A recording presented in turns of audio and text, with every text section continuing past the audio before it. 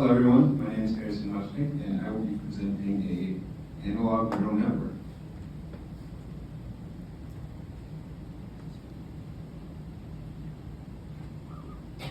So, if you look on the left here, traditionally you have your CPU, which sends the input to the GPU, and the GPU runs the model. And then the GPU will return the model output back to the CPU. Our proposal is you still have your CPU that sends the input, but instead of a general purpose GPU, where a lot of energy is being wasted as heat, and it's just not the most efficient way to run a model, you can create a circuit specifically for a model. And your CPU will send the instructions to that circuit, and then just by physics, at nearly the speed of light, that output will be returned back to the CPU. This would also, theoretically, if you implemented this technology for large language models, you could run all of the United States' large language model workload with the power of a light bulb. This is true.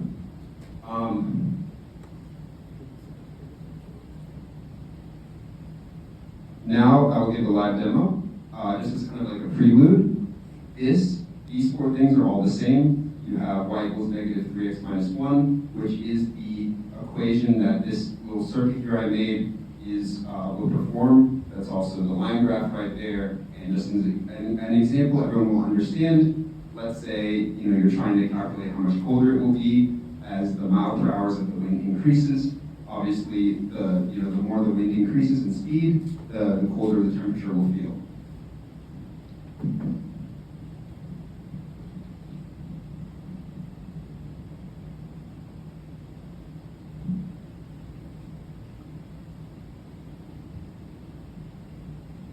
So, anyone have a number for a mile per hour of wind between 0 and 10? 9. Perfect. See here, so it ran our CPU, which is my laptop here, sent that input to the circuit right here, and as you can see on the graph right here, the red dot is our output, and the blue dot is the ideal, which is directly on the line. And as you can see, it's almost exactly the same. That discrepancy is primarily because I just have this on a breadboard here, using loose wires. If a wire becomes a little bit loose, it will obscure the output a little bit. And I can do this again. Let's try 2 miles per hour. So as you can see here, it's almost directly on the ideal calculation. And if you look at these stats a little bit here, you entered in 2, which means that you'll feel about 1.6 degrees Fahrenheit colder than the actual temperature. I can do this as many times as I want. Let's try 8. You can see it changes on the graph. And let's do 3 and see if I mess up these wires a little bit. Just like wiggle this. Let me try again. Okay, that's not enough wiggling. Let's try this. Oh, still not enough. All right, it's like almost unplugged. Okay, I'll just unplug it. Yeah, it's not failing for me now.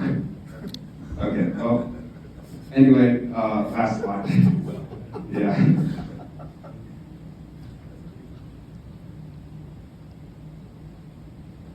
So,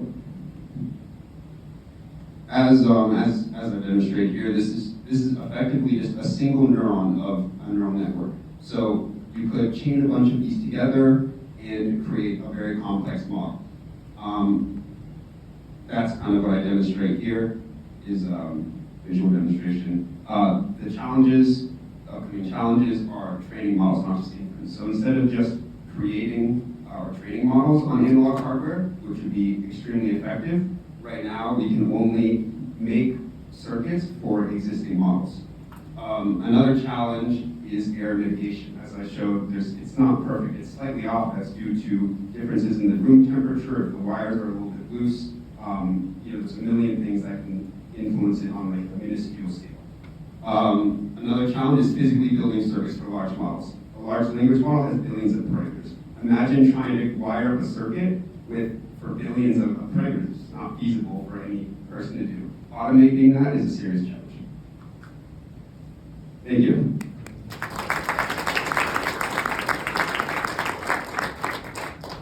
Questions? Yes. Have you patented this?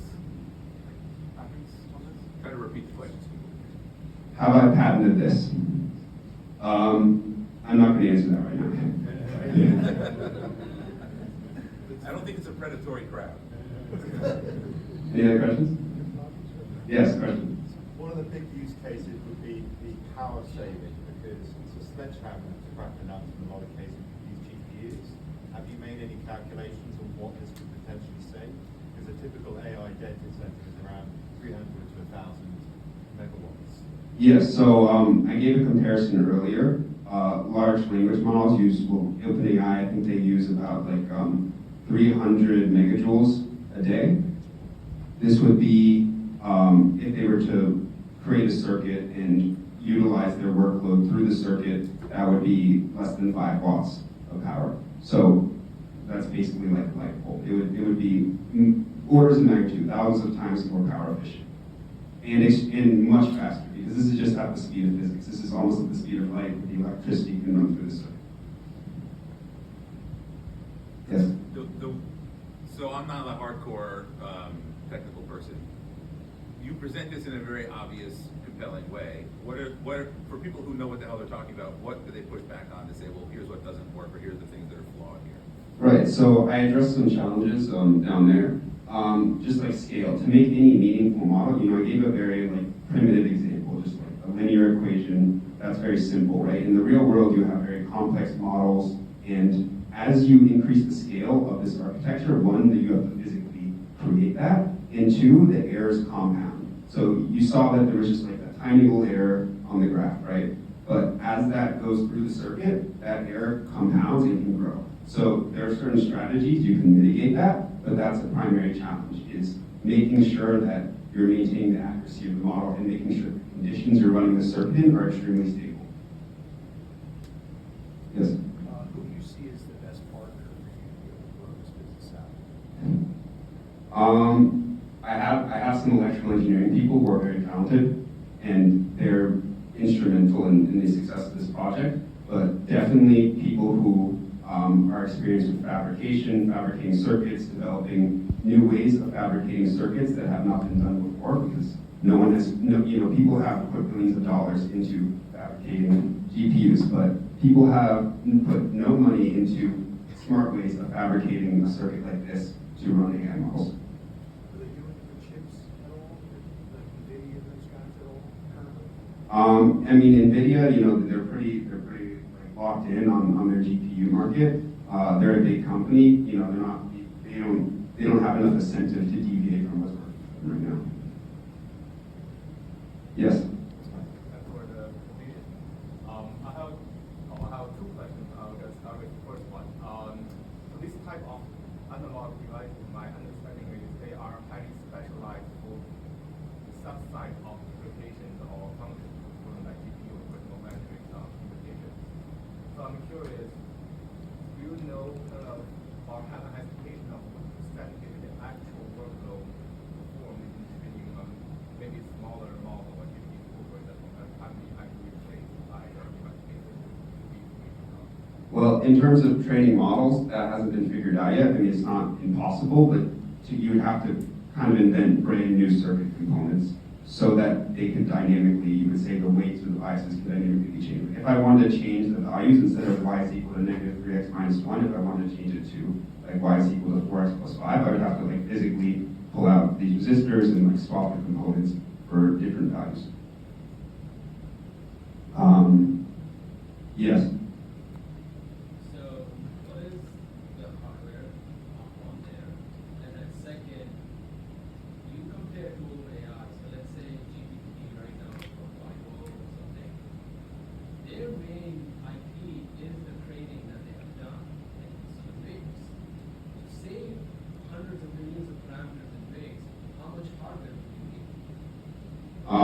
Well, if you think about it, a single parameter consists of a weight and a bias, and this circuit here has a single weight and a single bias. So while this is obviously pretty messy, this is just wired up on a breadboard, you can imagine this amount of connections is just for a single parameter.